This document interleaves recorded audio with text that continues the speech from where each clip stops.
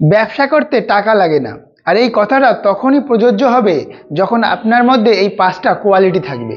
আজকের ভিডিওতে আমরা এমন 5টা কোয়ালিটির কথা বলবো, যে জিনিসগুলো যদি আপনার মধ্যে থাকে তাহলে আপনি টাকা ছাড়া, মানে বড় অঙ্কের টাকা ছাড়া বা ক্যাপিটাল ছাড়া বিজনেস করতে পারবেন এবং সেখান থেকে প্রচুর টাকা নিজে ইনকাম করতে পারবেন। হয়তো আপনার কাছে ক্যাপিটাল নেই, ভাবছেন কিভাবে ব্যবসা শুরু করব, তাহলে আপনাকে বলে রাখি, যদি আপনি স্বল্প পুঁজিতে বা বেশি টাকা ছাড়া ব্যবসা শুরু করতে চান তাহলে আপনার মধ্যে এই 5টা কোয়ালিটি অবশ্যই থাকতে হবে।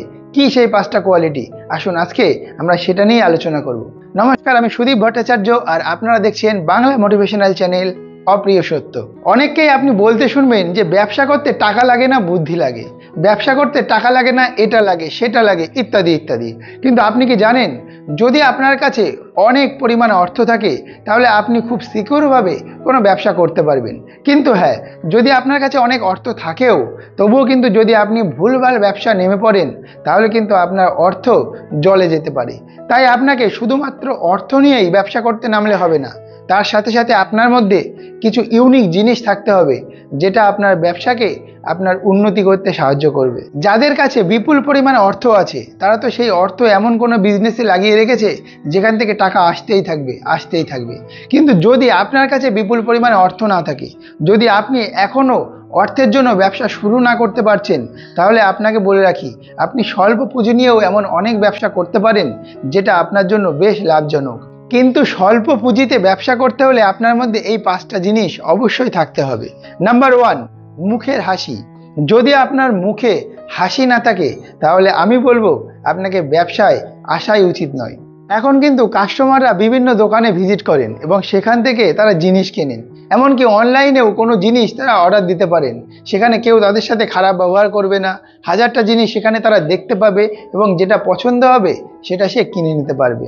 তাই আপনি যদি চান যে একজন কাস্টমার আপনার অফলাইন স্টোরে বারবার আসুক এবং সে কোনো জিনিস কিনতে হলে আপনার কাছেই আসুক, তাহলে আপনাকে সর্বদা মুখে হাসি রেখে তার সাথে ব্যবহার করতে হবে, তার সাথে কথা বলতে হবে এবং সে যখন দোকান থেকে চলে যাবে তখন তাকে হেসে বলতে হবে যে দিদি বা দাদা আবার আসবেন। আর এই মুখের হাসিটাকেই আপনার কিন্তু সেই কাস্টমারটাকে ফিরিয়ে আনতে সাহায্য করবে। তাই সর্বদা যে কোনো কাজই বা যে কোনো ব্যবসায় করেন না কেন, আপনাকে সবসময় মুখে হাসি রাখতে হবে। নাম্বার 2, যখন আপনি কোনো ব্যবসা সবেমাত্র শুরু করবেন তখন কিন্তু সেই জিনিসের প্রফিট মার্জিন আপনাকে কম রাখতে হবে।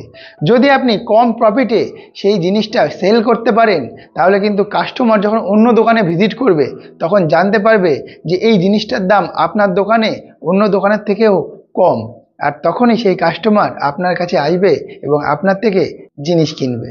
Number 3, quality.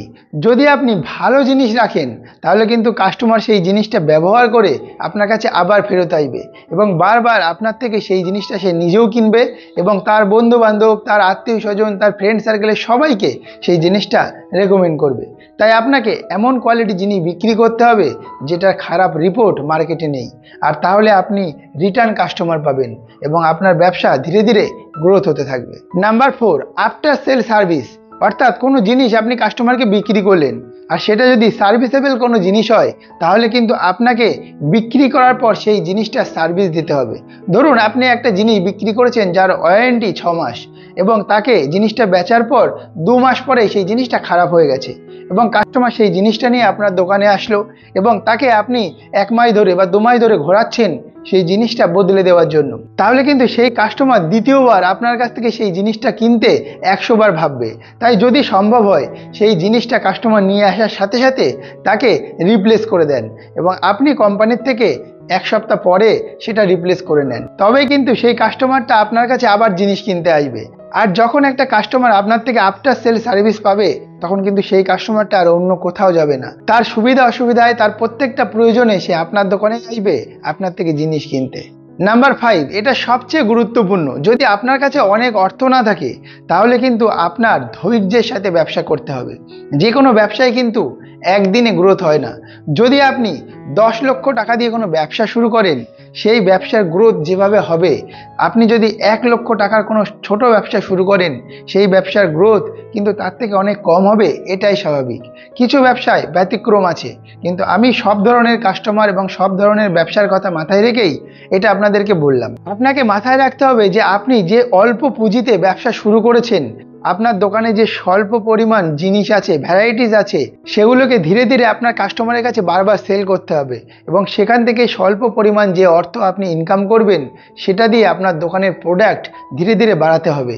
আর যদি এভাবে আপনি আপনার ব্যবসাকে গ্রোথ করতে পারেন, তাহলে কিন্তু আপনি অল্প পুঁজিতেও বেশ ভালো লাভজনক ব্যবসা শুরু করতে পারবেন এবং সেটাকে একদিন বড় ব্যবসাতে রূপান্তরিত করতে পারবেন। আর তার জন্য আপনার ধৈর্যের প্রয়োজন হবে। যদি আপনি দেখেন আপনার কোনো বন্ধু 10 লক্ষ টাকা দিয়ে ব্যবসা শুরু করেছে এবং সে প্রতি মাসে 50,000 টাকা ইনকাম করছে, আর আপনি তাকে দেখে ভাবছেন যে আপনি 50,000 টাকা দিয়ে একটা ব্যবসা শুরু করেছেন, সেখান থেকে আপনার মাসে 10,000 টাকা বা 5,000 টাকা ইনকাম হচ্ছে, আপনি তার মতো ইনকাম করতে পারছেন না, তাহলে এটা কিন্তু আপনার ভুল। আপনার কিন্তু বুঝতে হবে যে সে 10 লাখ টাকা ইনভেস্ট করে রেখেছে সেই ব্যবসাতে এবং সে সেই 10 লাখ টাকার এগেনস্টেই ইনকাম করছে, আর আপনি 50,000 বা 1 লাখ টাকা দিয়ে ব্যবসা শুরু করেছেন। আপনার ইনকাম কিন্তু সেই 50,000 বা 1 লাখ টাকার এগেনস্টেই স্বল্প পরিমাণই হবে। তাই ধৈর্য হারালে চলবে না। যদি আপনি ভবিষ্যতে বড় বিজনেসম্যান হতে চান, তাহলে কিন্তু ছোট ছোট ধাপগুলোকে আপনার অতিক্রম করতে হবে।